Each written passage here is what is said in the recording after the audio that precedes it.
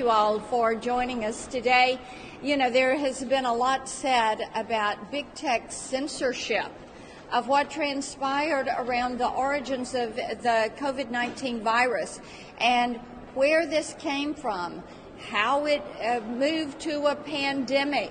And then there's also questions about what the American people were told and the timeliness or lack thereof of what they were being told. We know that Facebook recently reversed their decision on taking down any kind of information that said it came from the lab in Wuhan, that Beijing should be held to account. YouTube had previously announced that it would censor any content that contradicted the Beijing-run and China-funded World Health Organization.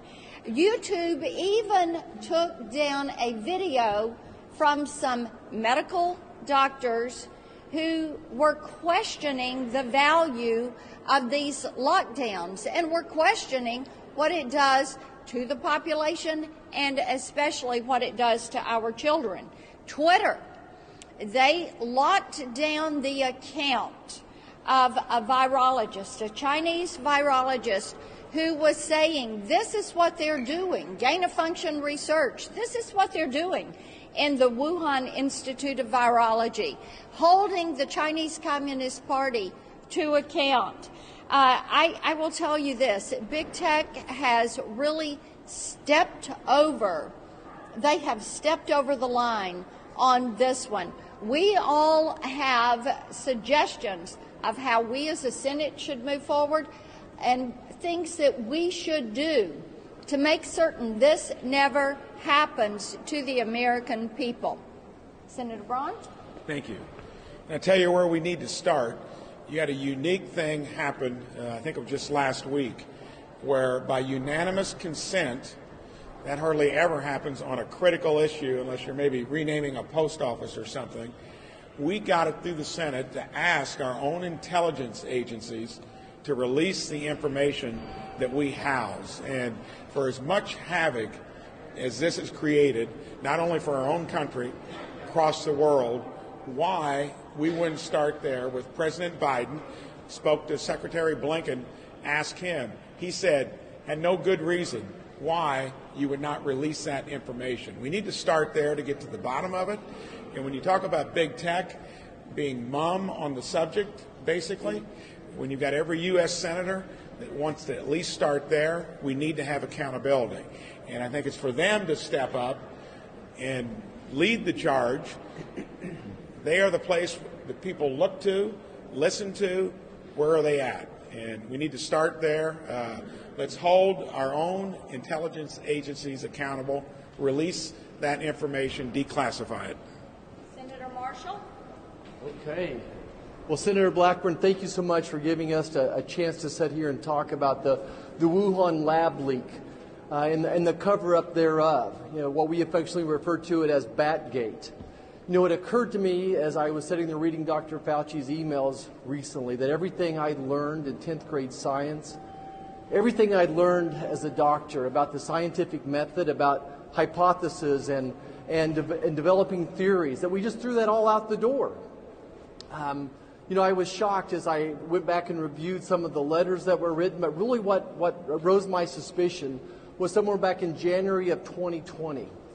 And the Chinese were saying that there was no person-to-person transmission. The WTO agreed, and the CDC didn't stand up to them.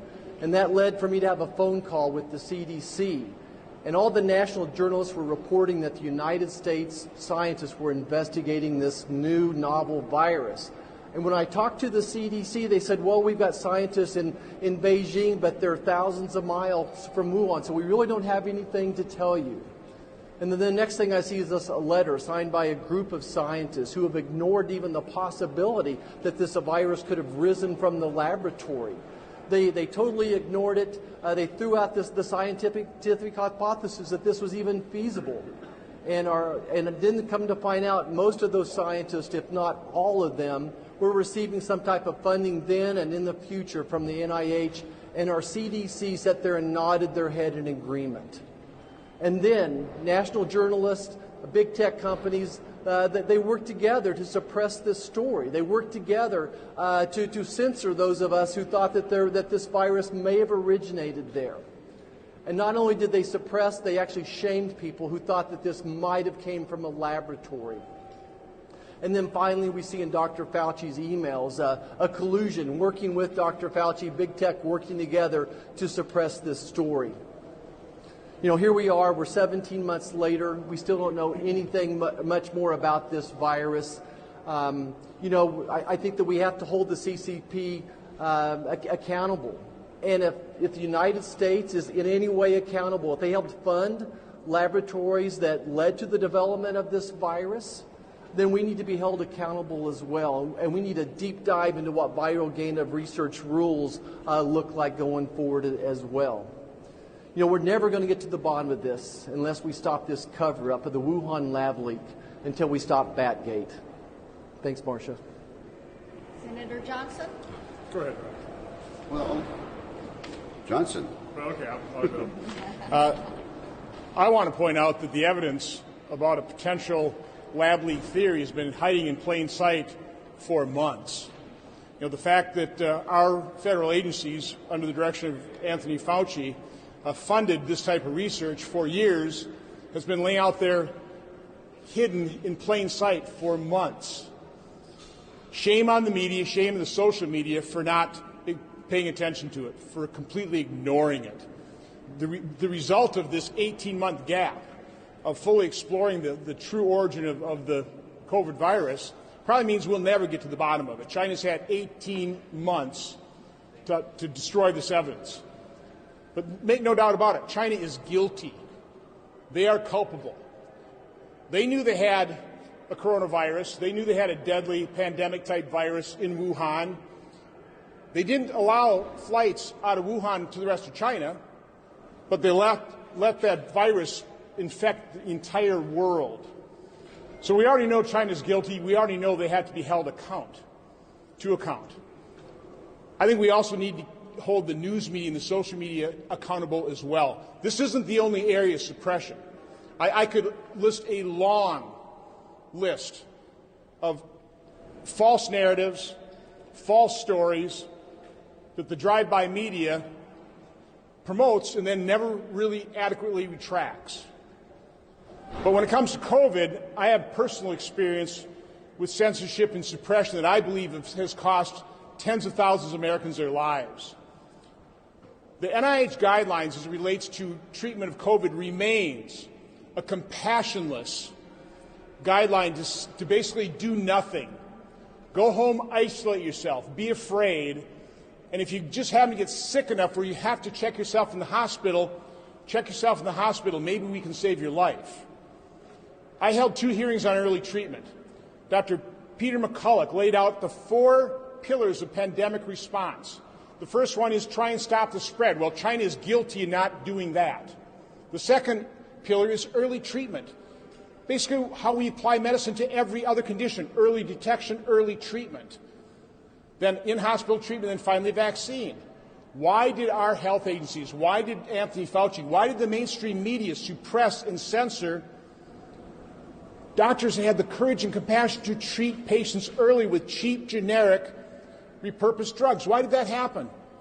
There is growing evidence. It's not being reported on by the media. Mexico's having great success with ivermectin. Certain provinces in India are having great success with ivermectin. Where's the reporting on that?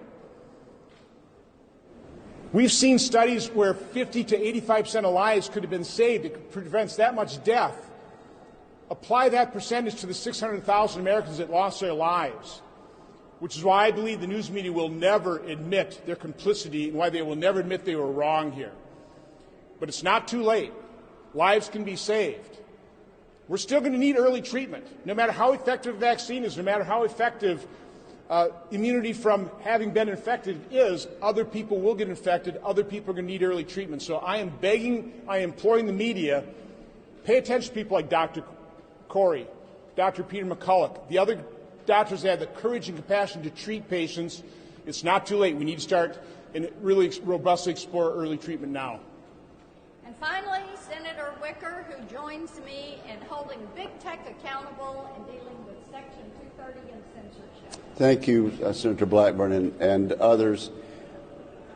The last quarter of a century has seen enormous growth in the internet, and much of it's been positive, as we all know. But the result of this quarter century has been that it has allowed a handful of internet big tech platforms to grow enormously large, enormously rich, and enormously powerful, to the point where they decide what is the news. They decide what information the public is going to get and what information is going to be blocked. And it's not just the Wuhan virus, which is an outrage, as my colleagues have just described. We could cite chapter and verse time and time again about these big platforms deciding what we will hear and what we can't hear. So let me just help out by saying Senator Johnson is right, and I will cite a few examples. Google threatened to cut off several conservative websites, including The Federalist. How do they have the power to do that? How can they justify doing that? Companies restrict or terminate conservative users' accounts and content on social media.